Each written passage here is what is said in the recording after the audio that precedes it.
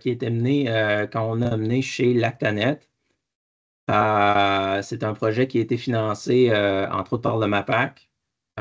Et donc, le but du webinaire aujourd'hui, donc, c'est de passer en revue ce projet-là. Quelles étaient les motivations, quelles ont été notre approche et la méthodologie qu'on a utilisée. Et bien sûr, parler des résultats et de la diffusion, disponibilité de ces résultats-là, comment, c'est quoi le plan de mise à jour, comment ils ont été mis à jour et comment ils vont continuer de l'être, et à quel outil ou comment on va valoriser, continuer de valoriser les données qui ont été recueillies dans le cadre de ce projet-là. Fait qu'en gros, c'est de ça qu'on va parler aujourd'hui dans ce webinaire-là. Désolé, je prends juste... donc, la motivation du projet, donc la problématique des coûts de construction a été ciblée, entre autres, là, on a des comités stratégiques chez Val-Lacta, Lactanet, et donc, on en a un qui s'adresse sur le sujet du logement et du bien-être. Et donc, il a été identifié que les coûts de construction étaient une problématique. Je pense que c'était bien vu. C'est un enjeu pour la durabilité de la filière, que les coûts de construction et tout comme pour l'amélioration du bien-être. Ce qu'on s'est aperçu aussi, c'est qu'il y avait quand même un certain morcellement des données, donc différentes données qui se retrouvaient dans différentes institutions ou avec différents corps de métier. Et donc, le but ultime, c'était de rapatrier ou de regrouper cette information-là dans un but de valoriser l'information pour supporter la planification de projet pour nos acteurs, nos producteurs dans le secteur laitier. Donc, les données de l'enquête, on visait au départ, là, en fait, environ 60 fermes. On avait ciblé sur des constructions qui étaient relativement récentes, donc 2016 à 2022. Bien sûr, on visait certains types de constructions. Bien sûr, donc on parlait d'étables à logettes ou d'étables qui pouvaient satisfaire les codes de pratique en vigueur ou à venir. On s'est retrouvé au final avec 54 projets pour lesquels on a des données dites complètes. Puis là, vous avez un peu là, les catégories de bâtiments qui ont été visées. Fait qu'on a des étables laitières, 21 qui sont en traite robotisée, salle de traite, carrousel ou salle rotative. Des complexes laitiers qu'on définit comme étant des bâtiments où tout le monde, là, donc les animaux de remplacement, sont également inclus dans la bâtisse. On en a 5 qui ont été répertoriés dans cette catégorie-là. On a aussi des étabattoirs pour vacheterie, quelques agrandissements et aussi quelques pouponnières. Donc, pour nous donner un portrait assez complet des types de bâtiments qui sont pertinents là, pour l'avenir. Les données qui ont été recueillies, donc, le tout a commencé, là, on a identifié certains producteurs qui avaient bâti dans les dernières années. Il y a eu un processus d'entrevue qui a été fait avec eux pour parler un peu du processus de planification et de construction, comment les choses avaient été, qu'est-ce qui avait accroché ou pas, qui étaient les acteurs dans le processus de décision, dans le processus de construction. On a bien sûr été recueillir les plans et puis ainsi que toute l'information possible ou disponible au niveau des coûts de construction comme tel. Donc, soumission, facture, budget prévisionnel du projet. Et bien sûr, on a aussi été chercher des données au niveau de la performance ou de l'efficacité des bâtiments. Donc, on a été chercher des données pro-action ou ATQ selon si on avait affaire avec des animaux de remplacement ou à des vaches laitières. Dans le cas de pro-action et ATQ, on a été chercher des données avant la construction et après. Donc, on a essayé d'aller chercher là, au moins un an avant et au moins un an après la construction comme telle ou l'entrée des animaux. On a été chercher aussi des données au niveau de l'efficacité du travail, aussi au niveau des coûts de litière ou du processus, comment ça pouvait prendre de temps ou le processus pour nettoyer et étendre la litière. Et bien sûr, on avait accès aux données Lactanet, donc de productivité des animaux et au nombre de CCS, donc qualité du lait à ce niveau-là. Donc, il y aura des données sur ça aussi qui ont été corrigées, qui vont être présentées. Et bien sûr, la visite de ferme qui a été effectuée pour avoir des photos pour vérifier les dimensions, l'équipement qui était en place. Fait qu'en gros, c'est le type de données qui a été recueilli.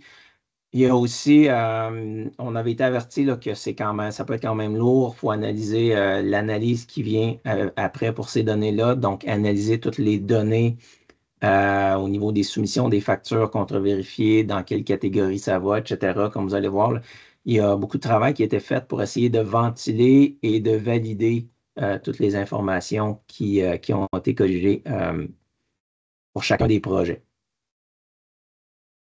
Je veux tout de suite aussi, on fallu délimiter qu'est-ce qu'on a inclus comme coût de construction des étables laitières.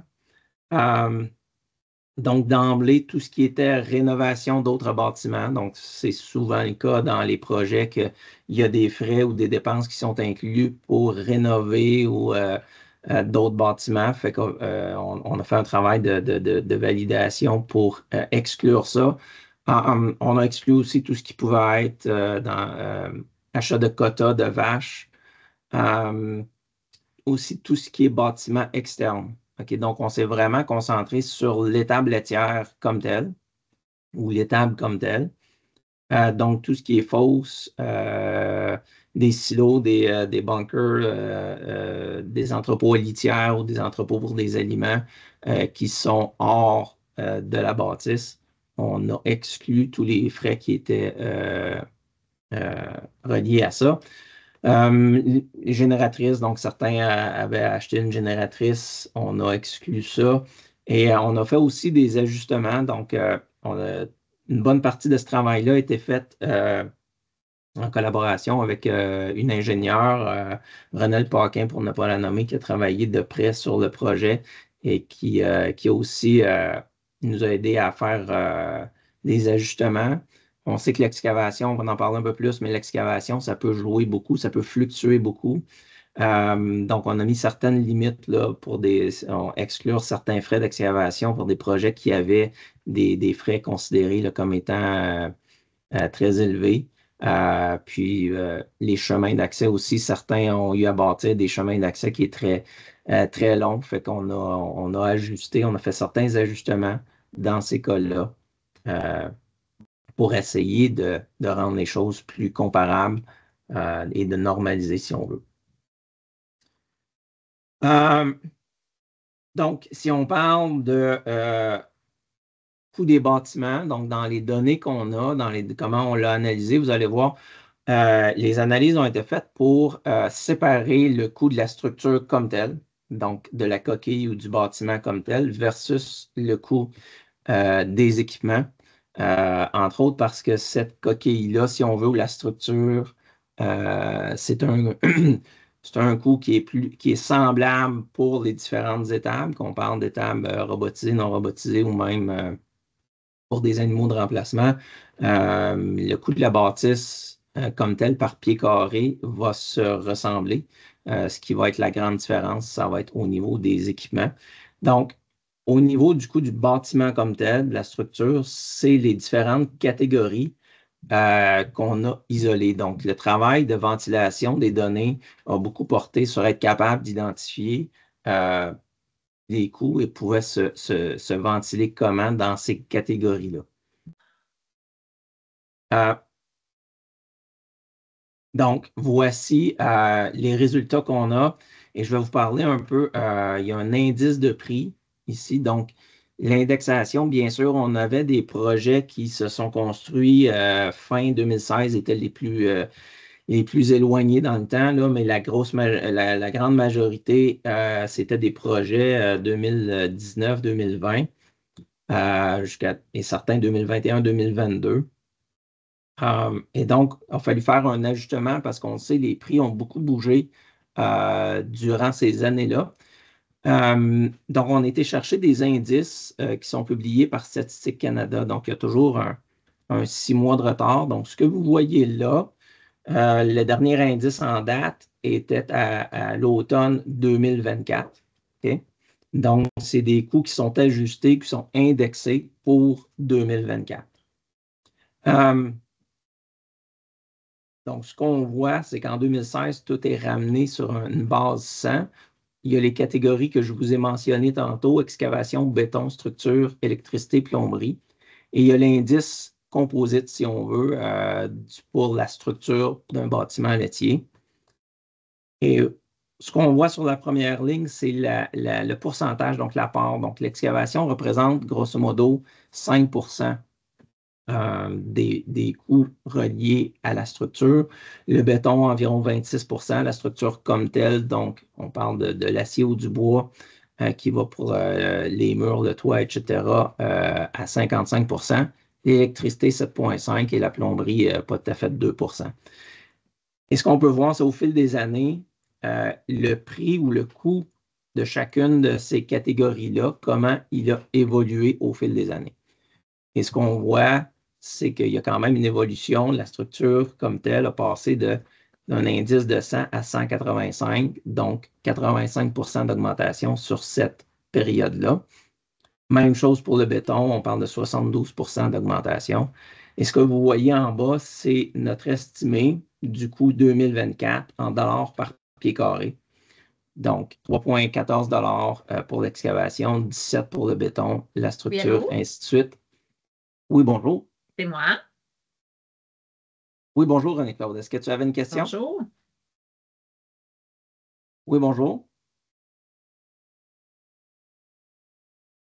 Oui. Oui, René-Claude, est-ce que tu avais une question?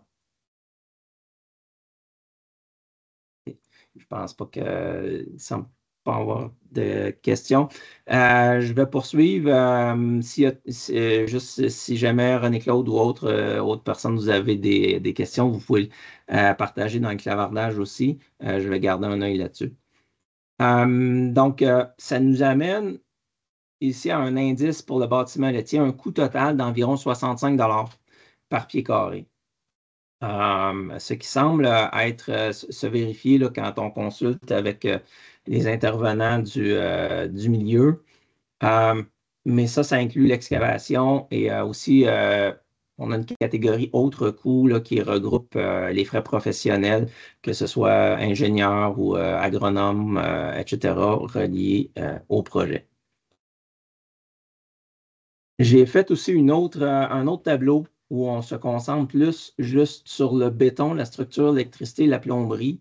Je sais que souvent dans l'industrie, c'est de ce chiffre-là qui est mentionné ou qui est référé parce qu'on sait que l'excavation, ça peut varier énormément. Euh, donc, si on ramène juste ces éléments-là, on se retrouve quand même à 59 euh, de coût total. On va voir un peu c'est quoi les facteurs déterminants, puis qu'est-ce qui fait varier euh, ce prix-là par pied carré.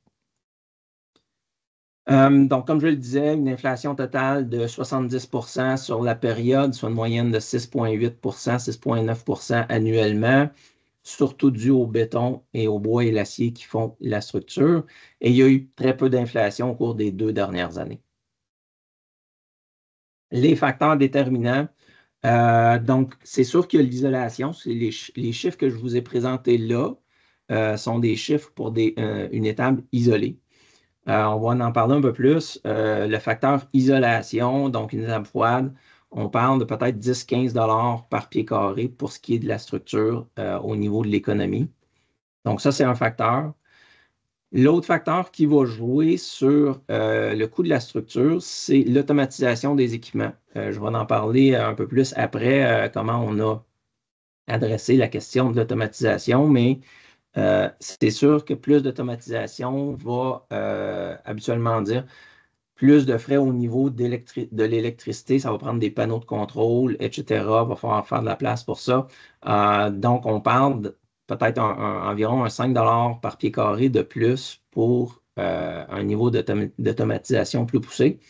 Et il y a un des gros facteurs qui est la contribution du producteur. Dans le projet, la façon qu'on a adressé cette problématique-là, parce qu'on sait certains producteurs ont pris des projets clés en main, donc qui ont été très peu impliqués dans la construction, dans le processus de construction. Il y en a d'autres qui prennent beaucoup à leur charge dans le processus, autant la supervision du chantier que les travaux comme tels.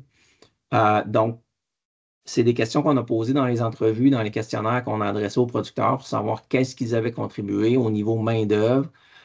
C'est sûr qu'on peut pas, c'est difficile à quantifier exactement, mais on pourrait avoir une bonne idée du niveau d'implication, au niveau de la main-d'œuvre, au niveau des équipements qu'ils peuvent avoir fournis, des matériaux de remplissage. Souvent, les travaux d'excavation ou de remplissage, c'est des choses que certains producteurs font par eux-mêmes.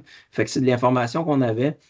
Et quand on analyse ça, ça vient réduire le coût de 5 à 12 là, par pied carré selon le niveau d'implication des producteurs. Donc, ça nous donne un estimé, comme on le mentionnait tantôt, dans 65 mais donc il y a une fourchette là, que ça peut varier de 55 à 75 selon surtout le niveau d'automatisation, la contribution du producteur. Puis si on s'en tient au coût du béton structure électricité, la fourchette qu'on a avec les coûts du projet, c'est de 51 à 66 du pied carré. Un des points importants qu'on a aussi regardé, et ça faisait partie du processus d'entrevue, c'était les dépassements de coûts. Donc, selon leurs projections, les budgets qui avaient été faits, est-ce qu'il y avait eu des dépassements de coûts? On a 40 des projets pour lesquels il n'y a eu aucun dépassement de coûts, mais il y a quand même 25 des projets pour lesquels on a dépassé la barre des 10 souvent, dans les processus de planification, il y a un 10 à 15 dépendamment de tampons là, ou de marge de manœuvre qui est donnée dans les budgets. Mais dans 25 on a dépassé cette marge de manœuvre-là. Pour une moyenne de frais là, pour ces 25 de projets-là, ça a rajouté une moyenne de 3 000 par vache. Donc, ce qui n'est pas négligeable. Et ce qu'on a pu identifier au niveau des manques de planification, de gestion de chantier, c'est sûr que dans cette période-là, il y a eu beaucoup de délais, changement de contracteur. On le sait, ce n'est pas une période facile au niveau de la construction.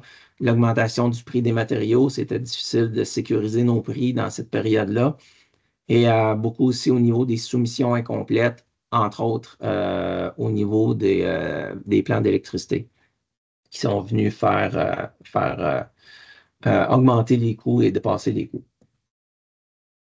Les bonnes pratiques, ce qu'on a pu soulever, parce que oui, on a plusieurs producteurs qui ont participé au projet, ont eu de très bonnes expériences. On a essayé de sonder un peu qu'est-ce qu'ils avaient fait, de voir un peu comment ils s'y étaient pris. Bien sûr, éviter les changements en cours de route. Donc, certains producteurs ont changé certaines choses dans le plan. Ils ont voulu faire des ajustements. C'est sûr que ça l'a augmenté les coûts. La charge mentale et de travail des producteurs, ça aussi, ça a été une chose. Certains producteurs nous ont dit qu'ils s'étaient très impliqués dans le processus. C'était à refaire, ils ne le referaient pas de la même façon parce que ça a été difficile pour eux au niveau du stress. Donc, ça, c'est quelque chose à prendre en compte. Et les ententes avec les contracteurs. Au niveau, comme je disais, surtout de l'excavation de l'électricité, ça, il y a eu beaucoup de variations et donc les problématiques souvent venaient de ces deux endroits-là. Et j'ai mis ici là, faire des visites, demander aux autres producteurs, consulter, prendre le temps, une bonne planification, en fait. Dans notre processus de planification, c'est là que faire les changements, ça coûte peu. C'est là que faire les ajustements, ça coûte peu. Et donc, il faut prendre le temps de bien faire notre planification. C'est souvent là, même si ça peut coûter des heures de visite, des heures avec des consultants, c'est peu comparé à ce que peut engendrer là, des changements ou un manque de planification durant la construction comme telle. Oups. Donc, ça, c'était pour la structure comme telle. Au niveau des équipements, ce qu'on a ressorti, en fait, c'est différents modèles. On a regroupé là, nos projets sous différents types d'étables. Vous le voyez ici, donc les étables avec un ou deux robots, trois robots et plus. Salle de traite 100 vaches ou 200 vaches, des complexes laitiers, donc c'est avec tous les animaux de remplacement sous le même toit. Pouponnière, établateur, désolé, et on a aussi des agrandissements. Et là, ce qu'on a fait, c'est on a estimé un coût des équipements par tête avec une moyenne, un coût bas et élevé pour se donner une fourchette de combien ça peut coûter selon les données qu'on a à l'intérieur du projet. Donc, ça, c'est un premier estimé pour chacun de ces types d'étables-là. Et la deuxième composante, c'est d'avoir une superficie par vache. Et là, on a été chercher la superficie divisée par la capacité du bâtiment. Donc, bien sûr, souvent, dans les premiers mois, premières années, les bâtiments ne sont pas utilisés à pleine capacité. Mais ici, ce qu'on a regardé, c'est la superficie, donc selon le plan du bâtiment et ce qui a été vérifié avec la visite pour ce qui est des dimensions. C'était quoi la grandeur versus la capacité du bâtiment comme tel. Donc, on a le nombre de pieds carrés par vache. J'ai mis le coût de structure, donc en dollars par pied carré, tel que on vient de le mentionner, pour en arriver à un coût total par pied carré et par tête, OK, pour les différents modèles qu'on a là. Donc, ça inclut quoi? Laiterie, traite et laiterie, ventilation, alimentation, raclette, transfert de fumier, barrière, tapis abreuvoir, etc. Et ce que ça exclut, c'est bien sûr tout ce qui est externe, les fosses, les silos, tout ce qui est haute structure externe. Et puis, c'est ça, on voit qu'il y a des variations, on va en parler un peu plus.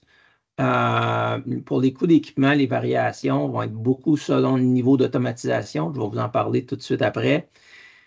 Et ce qu'on a vu aussi, c'est qu'il y a des rabais des fournisseurs qui viennent aussi faire beaucoup fluctuer ou créer une certaine variation qui se reflète, entre autres, pour ce qui est des plus grandes constructions, des plus gros projets qui vont souvent bénéficier de certains de ces rabais-là. Et donc, ça va amener une réduction des coûts non négligeable.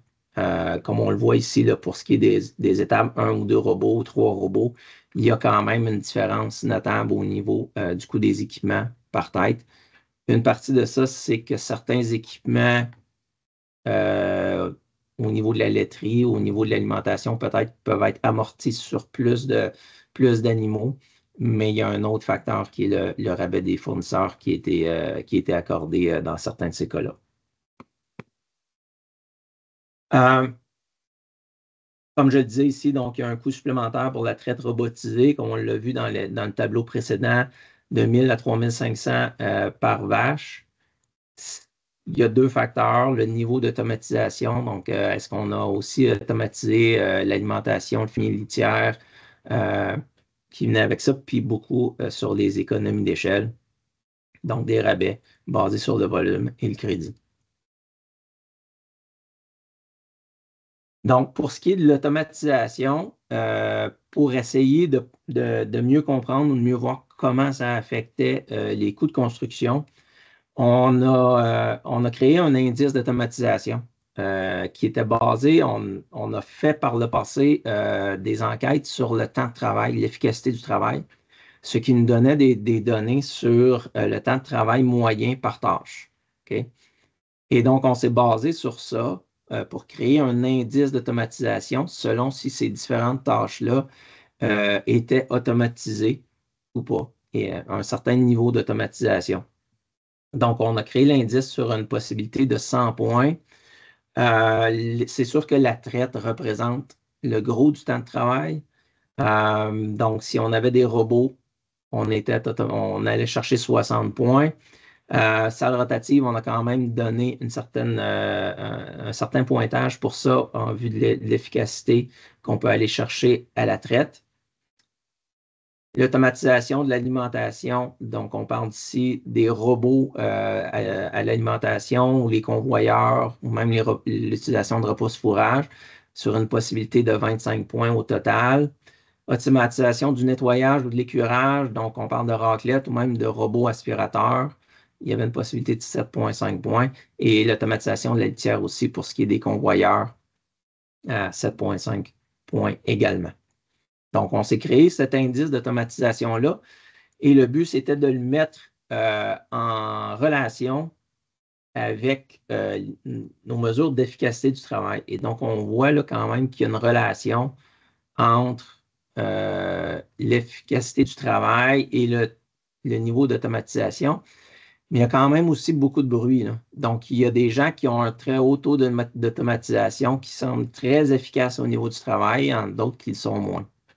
Donc, il y a un facteur de gestion qui vient là-dedans. C'est sûr qu'il peut y avoir un certain facteur au niveau de l'erreur, de la prise de données. Quand on demande aux producteurs, là, on a un processus en place pour aller chercher des données d'efficacité du travail. Mais c'est sûr qu'il y a un estimé quand on pose les questions aux producteurs, mais malgré ça, il y a beaucoup de variabilité ici euh, quant à l'efficacité du travail, mais on voit quand même une relation ici qui est intéressante au niveau de l'automatisation. Comment est-ce qu'on ramène ça? Ben, l'impact économique, donc sur le coût total, donc entre ceux qui sont le moins automatisés et ceux qui sont le plus, on parle de différences qui peuvent aller là, de 3 000 à 5 000 par vache. Et on a vu là une économie de temps qui peut être un peu plus que 3 minutes par vache par jour. Donc, après ça, si on veut faire un calcul économique, ben, c'est sûr que ça va dépendre de comment on met les DIRTA, donc le coût de ces investissements-là, si on l'estime en quelque part entre 15 et 20 du coût d'investissement initial. Et si on parle de salaire entre 25 et 30 de l'heure, ben, on peut justifier nos coûts d'automatisation, mais ça dépend toujours de l'efficacité qu'on va chercher. Comme je vous le montrais, l'efficacité, le gain d'efficacité n'est pas uniforme pour tout le monde. Donc, il faut se poser la question, est-ce qu'on va aller chercher ces gains d'efficacité-là, moyens ou meilleurs que la moyenne? Et l'autre question importante, c'est aussi le temps qu'on va sauver, est-ce qu'on peut justifier, est-ce qu'on peut le valoriser à 25-30 de l'heure? Ça amène toute une autre question sur comment on va utiliser ce temps-là et le bien-être du producteur, bien sûr, mais donc, dépendamment de ces éléments-là, on peut justifier l'automatisation ou pas. Isolé ou non isolé, c'est une autre question aussi sur laquelle on s'est penché. On avait quand même quelques projets qui étaient non isolés. Je vais vous le montrer aussi, quelques projets qui étaient en dôme. Les dômes, c'est quelque chose qui devient de plus en plus pertinent. Donc, on calcule qu'il y a entre 10 et 15 par pied carré sur la structure qu'on peut économiser. Est-ce qu'il y a des économies sur les autres aspects au niveau de l'équipement, tout ça? Pas vraiment, en tout cas pas de ce qu'on a pu voir. Si on met, là, comme je vous l'ai montré tantôt, 150 à 200 pieds carrés par vache, ben, on parle d'une économie qui pourrait aller chercher entre 1500 et 3000 par vache d'économie. Donc, ça peut être intéressant. C'est sûr qu'il y a des désavantages, confort pour le travail, gestion du fumier, donc lors des gels, tout ça, ça peut être plus ou moins compliqué, dépendamment de comment on gère ça, mais c'est ce qu'on a noté. Au niveau des dômes,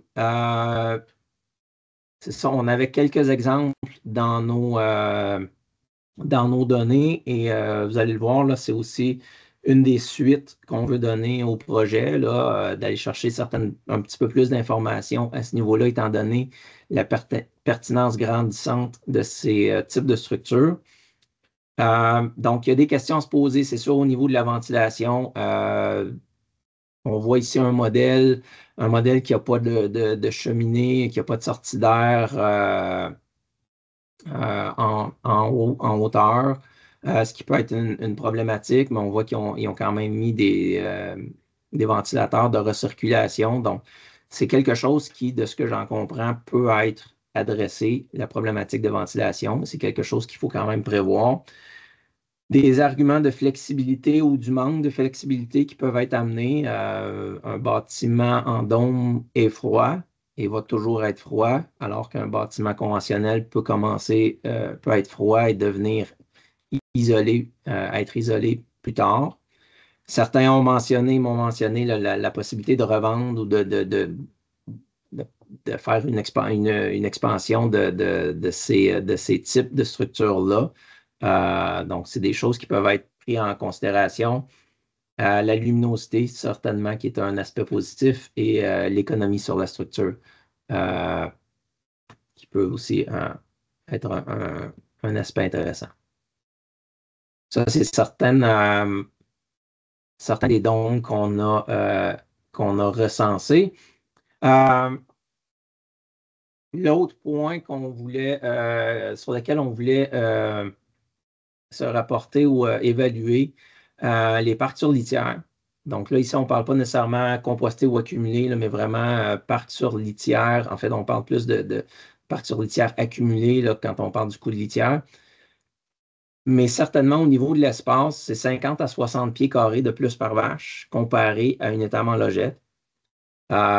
Si on met ça à un prix de 65 par pied carré ou dans les environs 60-65 ça peut faire 3000 par vache de plus. Donc, ça peut être quand même considérable comme coût.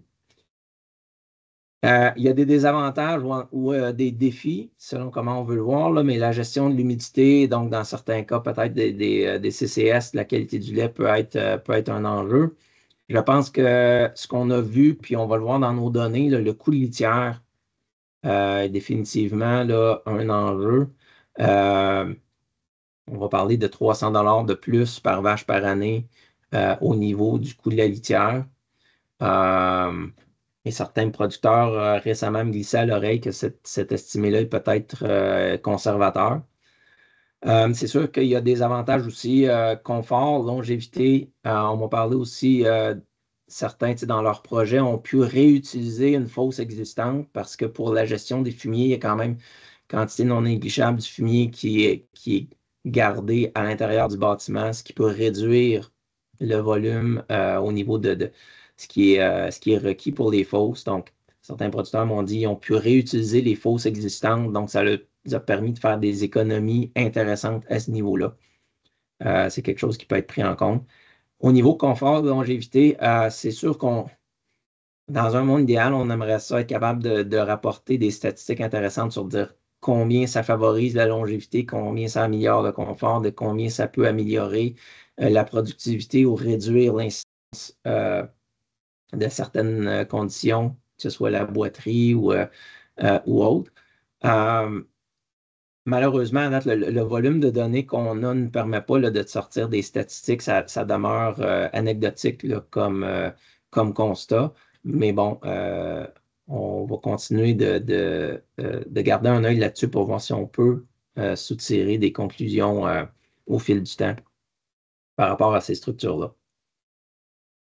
Et ça, c'est certaines des données qu'on a rapportées au niveau du logement.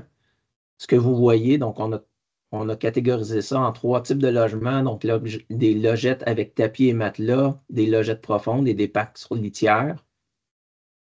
Et on a regardé l'indice Proaction. Donc, Proaction nous donne le pourcentage de vaches là, qui sont dites satisfaisantes sur différentes conditions, blessures au cou, blessures au jarret, etc. On va le voir dans le prochain tableau de façon plus détaillée. mais ici, on l'a ramené comme un indice composite. Donc, on voit quand même qu'il y a un léger avantage pour les logettes profondes et les litières compostées. Moyenne de CCS, légère différence ici aussi, mais là où il y a vraiment une différence au niveau du coût de litière, je vous parlais de 300 là, pour les litières, pour les parcs. Et c'est ça qu'on voit ici. Comparé à des logettes profondes, ça serait même plus si on compare avec logettes avec tapis et matelas. Donc, il y a un écart conséquent ici. Ici, c'est ça. Donc, on a pris les données vraiment des évaluations pro-action, qui, comme je disais, là, indiquent le pourcentage d'animaux de l'échantillon qui est pris au niveau de l'évaluation pro-action ayant obtenu une note acceptable. Donc, pour chacun de ces types de logements-là, on a regardé le pro-action qu'il y avait avant et celui après.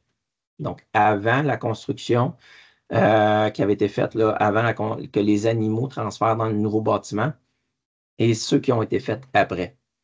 Ce qu'on voit, c'est surtout une différence. Là. Bon, il y a des améliorations, que ce soit blessure au genou, au cou, au niveau des boiteries, il y a des améliorations quand on regarde avant et après, que ce soit là, pour tous les types de logements. Là où ce qui demeure une différence au niveau du jarret, les logettes sur matelas et tapis ne performent pas aussi bien, à tout le moins dans notre échantillon, que les logettes profondes et les parties sur litière. Donc, ça, c'est un constat que certaines données qu'on peut amener pour appuyer le constat sur l'impact sur le confort et le bien-être. Donc, en gros, avant-après, c'est ce qu'on emmène ici, là, ce qu'on voit, l'amélioration totale dans les projets qu'on a vus, mais qu'on a vu dans les données. Le tableau juste avant était un petit peu plus détaillé que celui-ci. On a aussi regardé l'impact sur la production. Donc, on a regardé le lait corrigé. Donc, avant, donc au jour zéro, c'est la journée où les animaux sont rentrés dans les nouveaux bâtiments. Et donc, on a regardé avec l'aide des données de contrôle, les données Lactanet, l'impact sur la production. Et donc, ça, c'est une courbe de tendance qu'on a dégagée là-dessus. Et ce qui arrive, ce qu'on voit, c'est qu'il y a une baisse. La baisse commence même avant les journées de démarrage. Donc, mais au cours de la première année, et c'est un élément important à prendre en compte durant la planification, surtout les prévisions budgétaires. euh, Durant la première année, il y a une baisse de productivité, ou à tout le moins, on ne voit pas d'augmentation au minimum, là. Et l'augmentation se fait vraiment sentir à partir de 12 mois suivant l'entrée des animaux dans le nouveau bâtiment. Donc, ça, c'est quelque chose dont il faut tenir compte. Est-ce qu'on a vu des différences notables? Je sais qu'on a regardé rapidement s'il y avait eu des différences notables entre, exemple, les étables robotisées versus salle de traite. On n'a pas vu de différence significative à ce niveau-là. Donc, ce qui nous amène à penser là, qu'il y a autant un exercice d'adaptation des producteurs comme tels et des employés que des vaches aussi au niveau du nouveau bâtiment ainsi que du nouveau système de traite et d'alimentation. Des fois, ça peut avoir été des problématiques aussi au niveau de l'ajustement de la ventilation, problème d'humidité, des choses comme ça, ou de gestion de la litière qui nous ont été rapportés durant les premiers mois. Et donc, tout ça fait en sorte que durant la première année, euh, en majorité, on ne voit pas tout de suite l'amélioration. C'est, dans certains cas, il y en a peut-être qui ont été mieux planifiés, qui ont été mieux rodés. On a vu l'amélioration directement à partir du jour zéro, mais ce n'est pas la moyenne. Quant à la qualité du lait, par exemple, ça, on a vu une amélioration. L'amélioration, la moyenne a été une amélioration, et ça, là, à partir du jour zéro, on a vu une amélioration sur la qualité du lait. Peut-être l'élément là, qui peut, qui j'espère, va intéresser une bonne partie d'entre vous, la disponibilité des données. Fait que, d'un, il y a eu quelques publications qui ont été faites à partir des données du projet en 2023 dans le Savoir laitier, en 2024 dans le Producteur de lait du Québec, l'édition de janvier-février.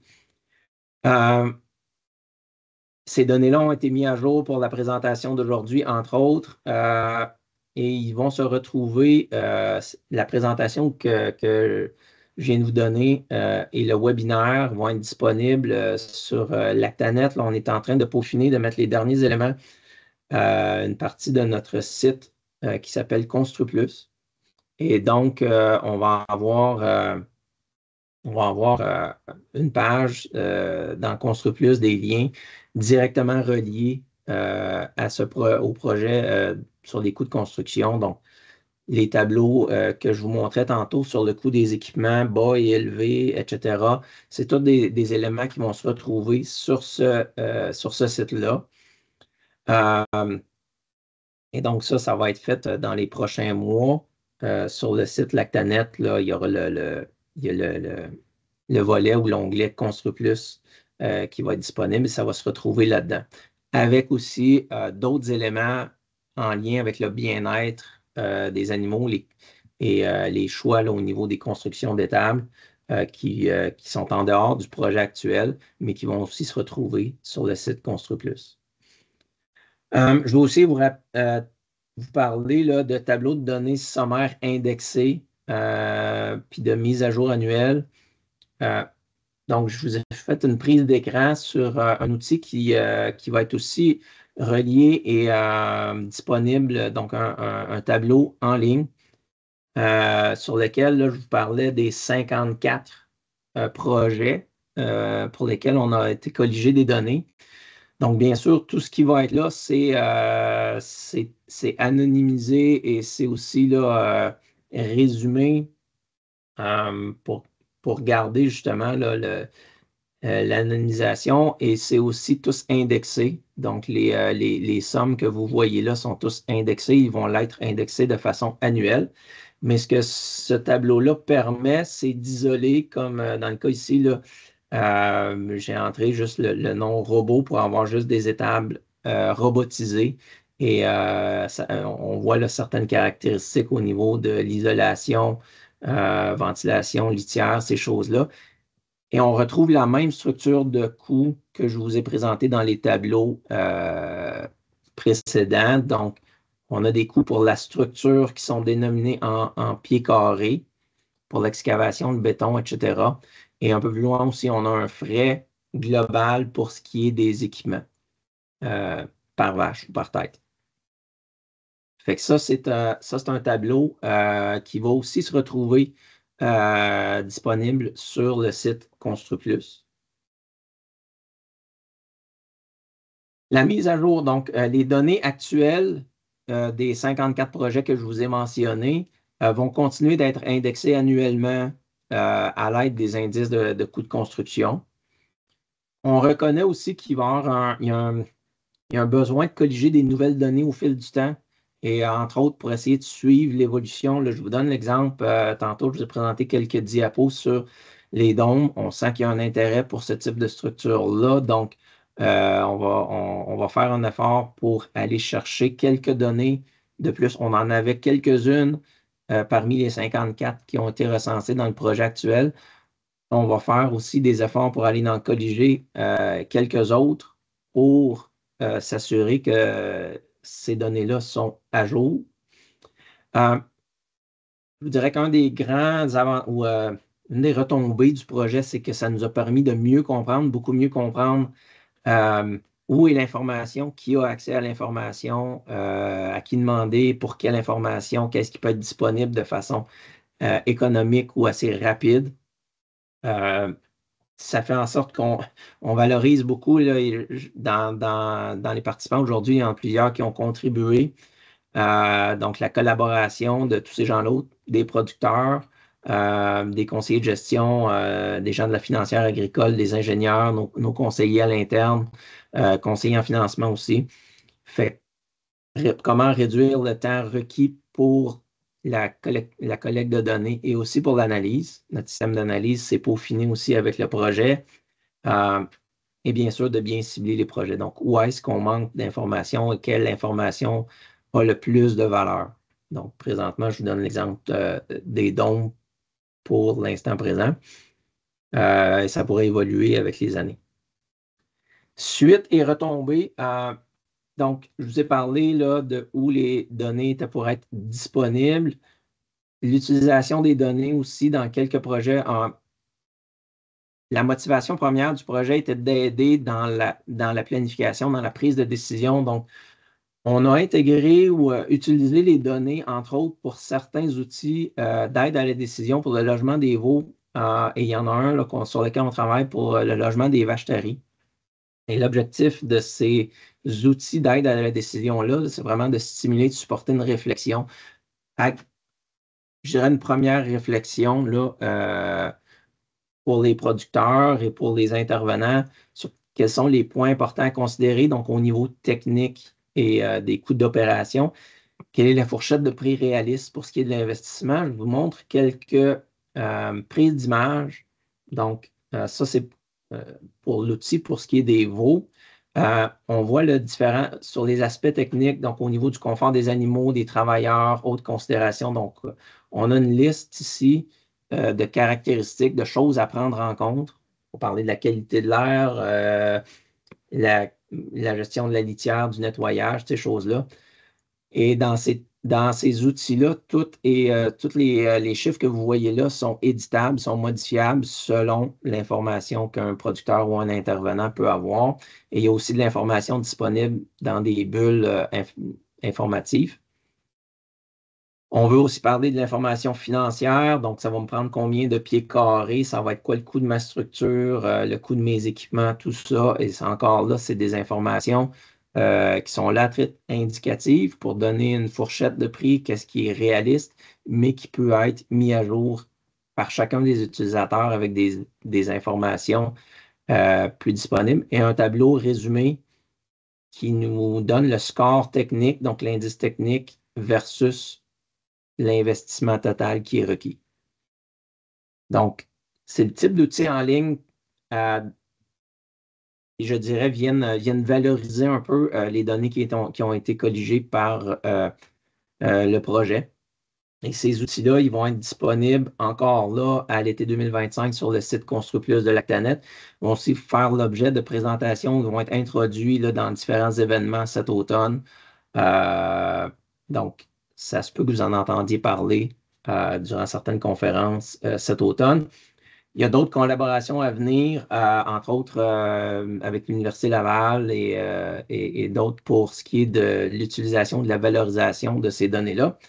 Et je veux aussi aujourd'hui, là, dans les commentaires, dans la discussion qu'on a pour suite à cette présentation aussi, là, vous inviter, si vous voyez d'autres initiatives, d'autres besoins, d'autres façons avec lesquelles on pourrait valoriser ces données-là, je vous invite à me partager vos idées, vos initiatives ou vos plans dans ce sens-là.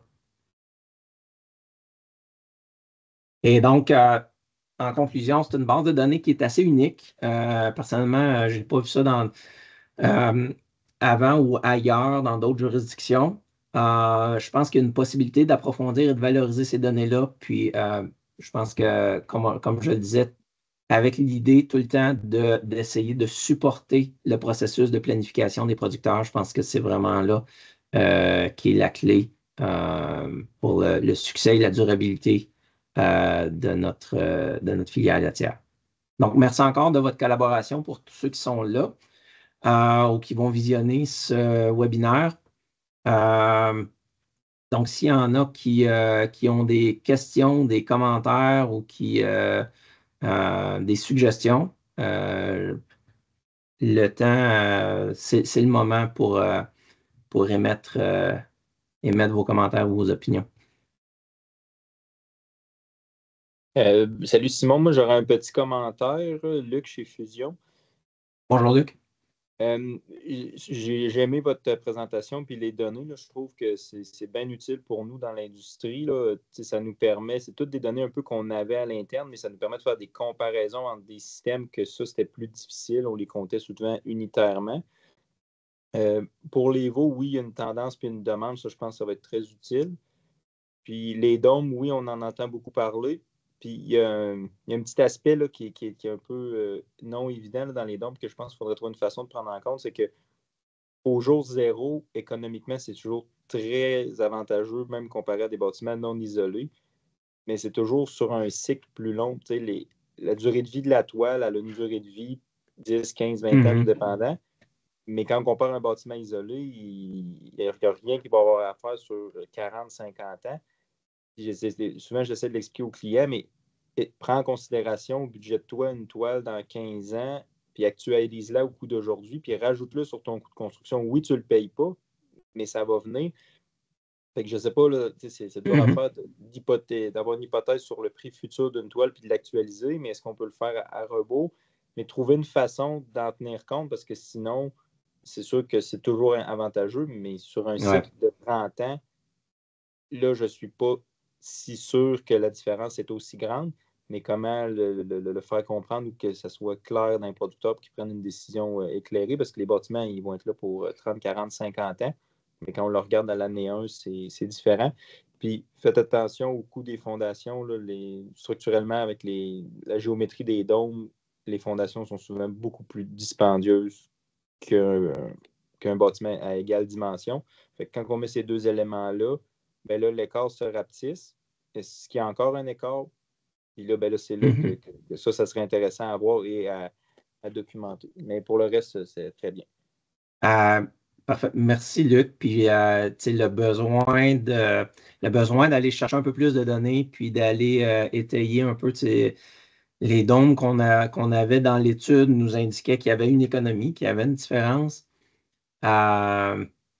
Est-ce que ça se vérifie? Parce que justement, je pense que les points que tu emmènes, je les ai entendus au cours de la dernière année, entre autres, là, puis fait que j'entends un peu des arguments des deux côtés, fait que j'essaye d'être mesuré dans l'évaluation d'eux, mais je pense que justement, il y a un besoin de faire ressortir un petit peu plus justement les points importants à considérer, avantages, désavantages, court terme, long terme, comme tu disais.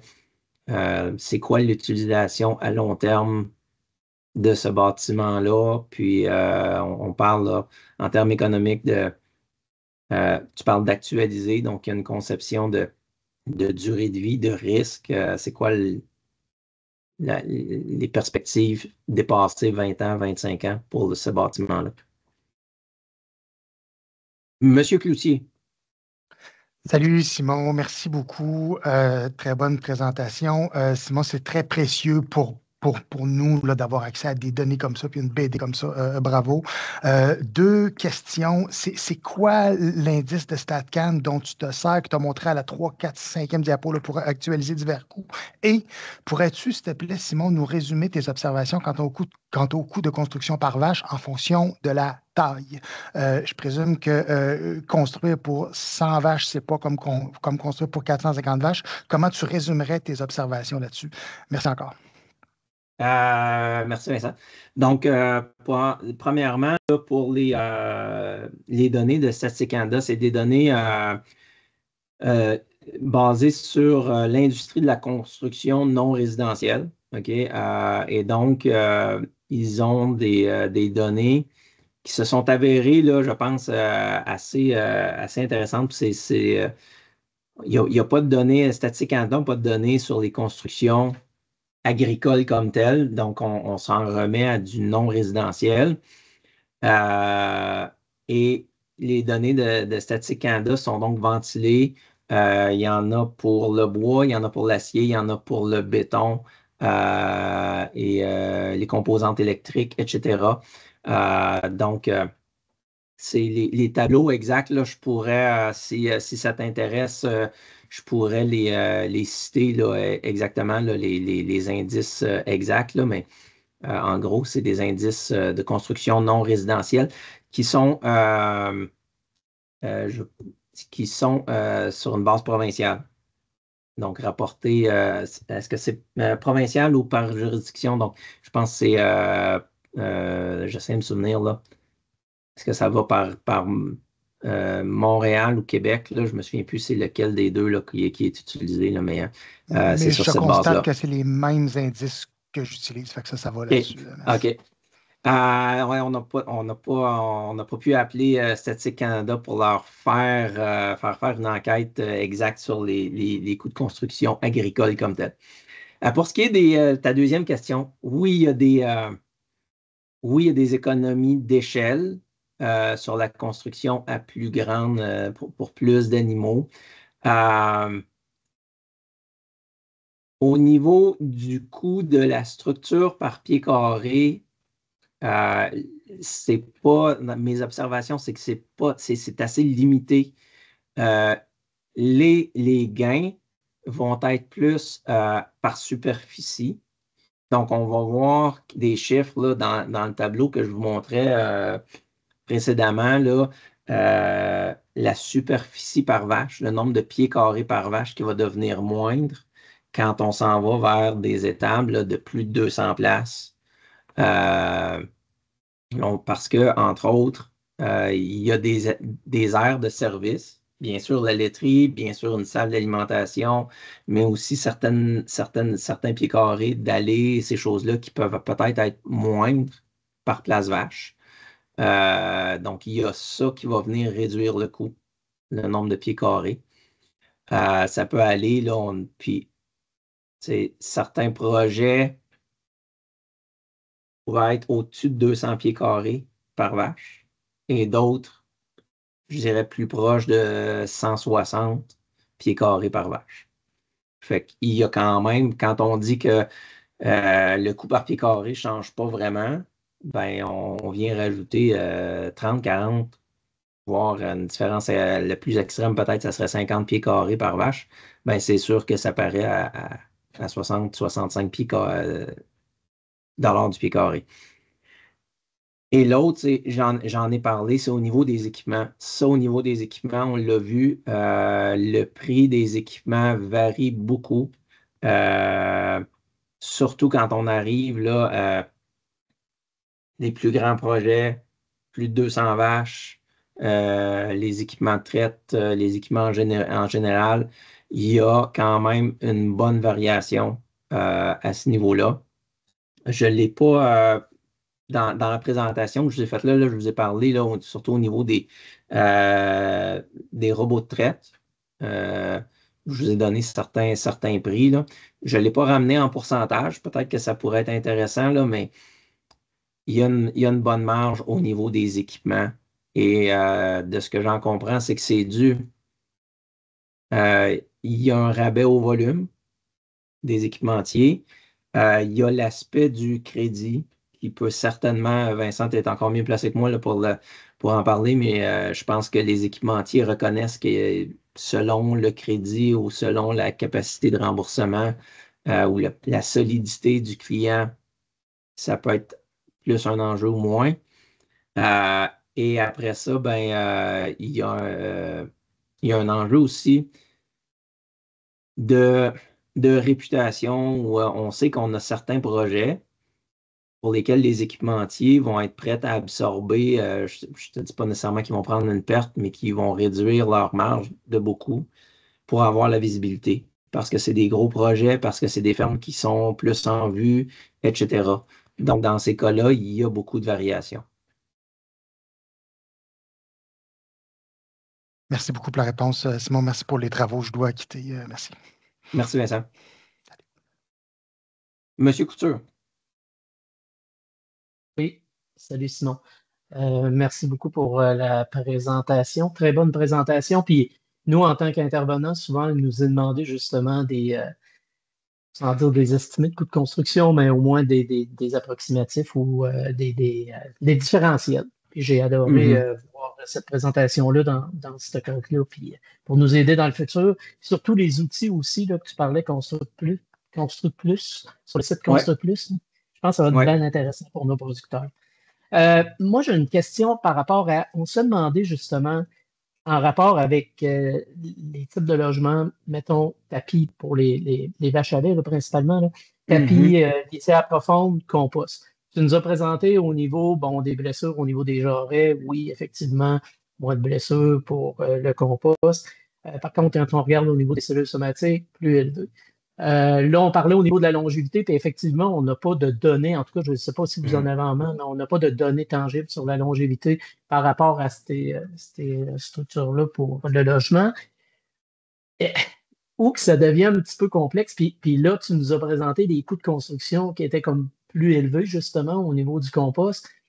C'est correct le bien-être animal, mais est-ce qu'il y a une justification? Tu nous présentais la courbe d'augmentation de la production.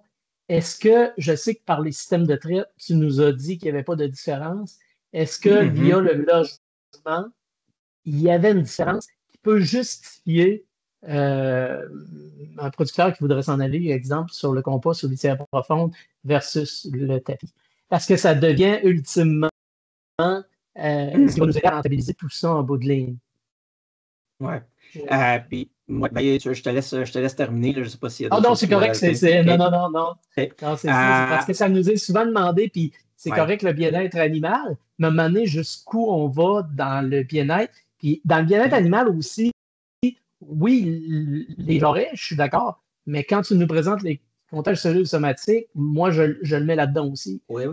Jusqu'où on va pour justifier ça? C'est ça ma question. C'est une très bonne question. Puis, tu sais, moi, je le mettrais, je vous disais, c'est ça, on n'a pas encore de données, mais en tout cas, j'ai pas fait l'analyse statistique à ce niveau-là. J'avoue que c'est une très bonne question. Puis oui, c'est très pertinent et très intéressant parce que, surtout présentement, on parle de plusieurs qui doivent s'adapter au code et donc là, on parle de vouloir mettre des vaches taries à tout le moins sur ce type dans des parcs. Fait que comment on peut le justifier? Il y a un aspect productivité directement.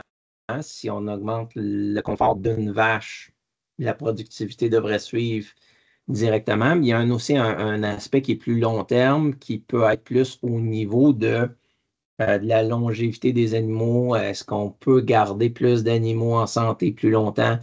Puis si oui, ça devient quoi l'effet sur la productivité totale du troupeau? Et là, on rentre dans des calculs qui sont plus complexes parce que là, une vache mature devrait produire plus, mais en même temps, il y a toute une gymnastique. C'est où la longévité optimale d'un troupeau et est-ce que le logement, comme ça fait partie de l'équation? Jusqu'à quel point ça vient faire changer? Ça serait quoi ma longévité optimale chez nous? Ce calcul-là, je ne l'ai pas fait, mais je pense que c'est une des suites à donner, puis c'est une des choses qu'on devrait creuser. À l'aide de ces données-là, peut-être, mais je pense qu'on a aussi d'autres données, on a d'autres moyens aussi, je pense, d'essayer d'arriver à étayer certaines conclusions sur jusqu'à quel point ça pourrait aider. Mais à date, la seule évidence, c'est probablement la même que tu as, c'est anecdotique des producteurs, certains qu'on a rencontrés au travers du projet, d'autres qui nous disent non, mais moi, je le vois parce que je sais X nombre de vaches que j'ai pu sauver, des vaches qui peut-être même ont transféré d'une autre étape parce qu'il y avait de la misère, puis ils les ont ramenés, puis on dit chez nous, ça va très bien. Fait que c'est plus anecdotique dans ce sens-là.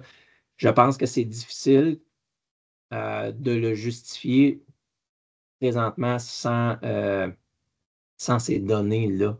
De dire parce que on se dit ça va me coûter plus cher au départ d'investissement, les 50-60 pieds dont on parle. Puis quand je parle à mes collègues en Ontario, aux autres, ils me disent oui, mais tu sauves sur le béton, ce qui n'est pas vrai ici. Fait que parce qu'ici, il faut quand même bétonner toute cette structure-là, ce qu'ils n'ont pas à faire de l'autre côté de la frontière nécessairement.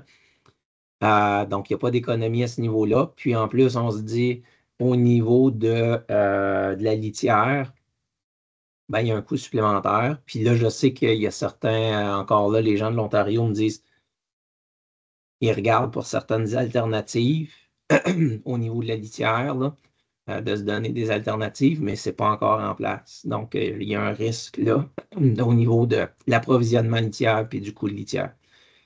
Donc, présentement, si je suis tout à fait honnête, présentement, je pense que ça peut être dur à justifier, mais il y a certains producteurs qui, eux, l'effet bien-être, l'effet productivité, ils le perçoivent et pour eux, ils sont capables de se justifier.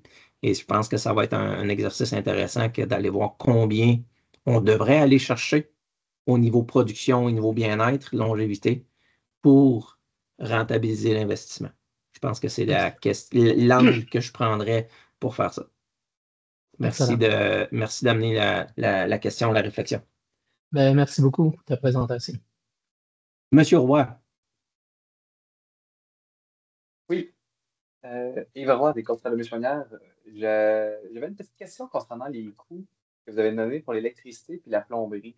Est-ce que les coûts que vous avez présentés incluaient, mettons, les entrées électriques, génératrices et tout ce qui est amener l'électricité au bâtiment, ou c'était seulement les coûts électriques internes du bâtiment et même affaire pour la plomberie? Parce que je sais que dans beaucoup de projets, les débassements de coûts sont reliés. Il n'avait pas prévu qu'il y avait besoin d'un traitement d'eau, il n'avait pas prévu qu'il y avait besoin de réserve d'eau, il n'avait pas prévu qu'il fallait qu'il change son puits. Est-ce que tous les coûts reliés à l'entrée d'eau et à l'entrée électrique sont inclus ou exclus dans les prix au pied carré? C'est un peu ça ma question. OK. D'emblée, les génératrices sont exclues. Ça c'est enlevé. Là, tu me poses une bonne question, mais parce que c'est beaucoup ma collègue pour le projet, Renelle, là, qui a fait beaucoup de ce travail là, pour normaliser. Ça sera confirmé, mais je sais que ceux qui avaient besoin d'une nouvelle entrée électrique complète, là, puis des fois, c'était le voltage, là, etc. Ça, il y a une partie de ça qui a été enlevée. Au niveau de la plomberie, je suis beaucoup moins sûr. Je pense qu'au niveau de la plomberie, là, pas mal tout a été gardé. Donc, ça se peut que ça soit un des éléments, là, ce que tu emmènes, traitement d'eau qui n'était pas prévu, ou réserve, ou etc. Ça peut être un élément. Puis on pourrait regarder dans certains dossiers si on voit là, que les frais de plomberie sont anormalement élevés. On pourrait retourner réviser certaines des factures pour voir s'il y a des détails sur cet élément-là. Oui, ce serait, si vous pourriez clarifier si les entrées dans les deux cas sont inclus ou exclus, ça permettrait, parce que c'est des coûts que le monde faut additionner au reste, là. Si d'un coup sont exclus, ben, quelqu'un fait un budget, là, ça représente quand même des coûts, surtout pour les plus petits projets, qui ne se diluent pas là, dans le total. Là. Ça représente des coûts importants, fait que ça vaudrait la peine de le clarifier si c'est possible.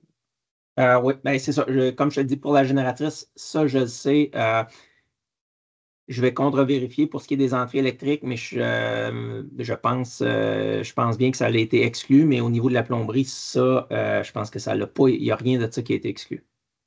OK, parfait. Merci. Merci à toi. Donc, sur ça, est-ce que je vois d'autres questions? Oui, Marie-Claude. Oui.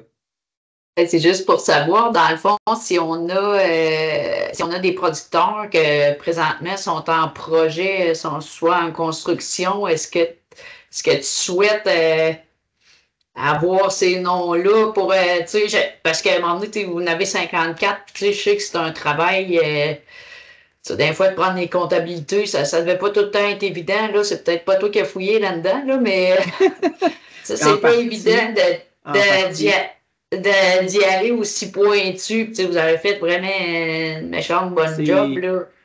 Oui, ben, je dirais que beaucoup du travail, puis encore là, on a eu des gens qui ont travaillé avec nous, il y a Renel, il y a moi. Je dirais que une grosse partie du travail a été de faire la validation des coûts, puis d'essayer de trouver différentes sources, que ce soit au niveau du financement, que ce soit avec vous autres.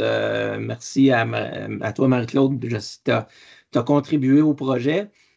Donc, d'aller chercher ces coûts-là pour valider, c'est ça qui n'est pas une mince tâche, surtout quand on arrive avec une différence, que ce soit le coût que le producteur nous rapporte et avant d'être capable de lui rapporter que non, on pense que c'est pas tout à fait le même coup, faut être sûr d'avoir bien décortiqué, que ce soit les dossiers qu'on aura reçus du financement ou de votre part pour bien comprendre ça. Fait que l'enjeu puis le délai ont beaucoup été reliés à valider les différentes sources au niveau des coûts. Mais oui, je te dirais que la première chose, puis je l'ai mentionné sur une de mes diapos, c'est la collaboration, puis d'avoir des bons collaborateurs, puis d'avoir des producteurs qui sont prêts à collaborer. Fait que d'emblée, oui, je vous dirais que si vous avez des producteurs, ça peut être, honnêtement, je vais prendre toutes les suggestions. Si vous avez des producteurs, vous me dites, je sais que ce producteur-là sera un bon collaborateur. Je sais que moi, j'ai des chiffres. Il y a des ingénieurs qu'on connaît qui peuvent nous fournir l'information. C'est sûr que ça devient très intéressant parce que quand on a les bons collaborateurs autour de la table et qu'on a un producteur qui est ouvert, qui est prêt à collaborer, ça peut se faire très facilement.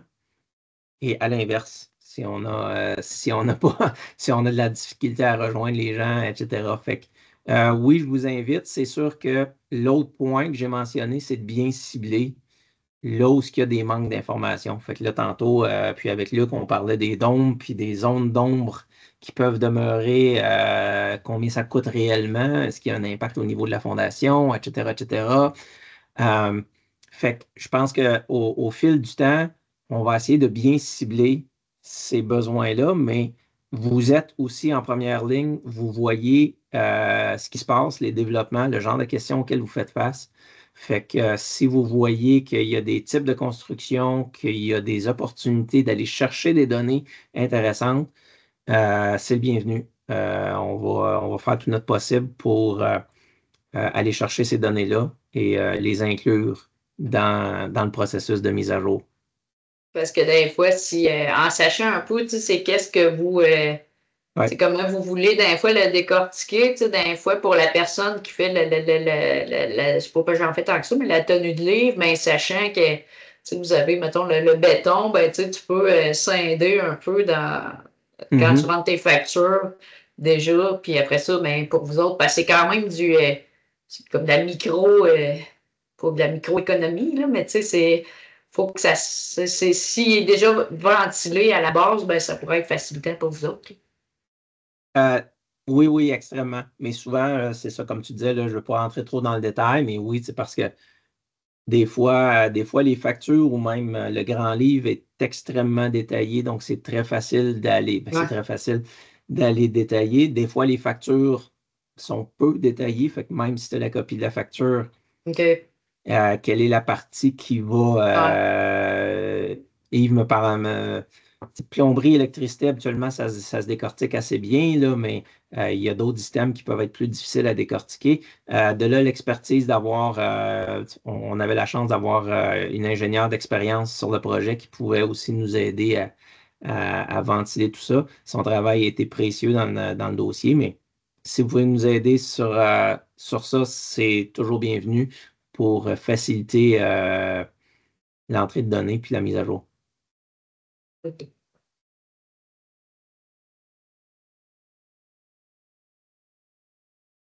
Oui, Anne. Est-ce que, Anne, tu avais levé ta main? Je ne sais pas si tu voulais Si tu avais une question ou un commentaire.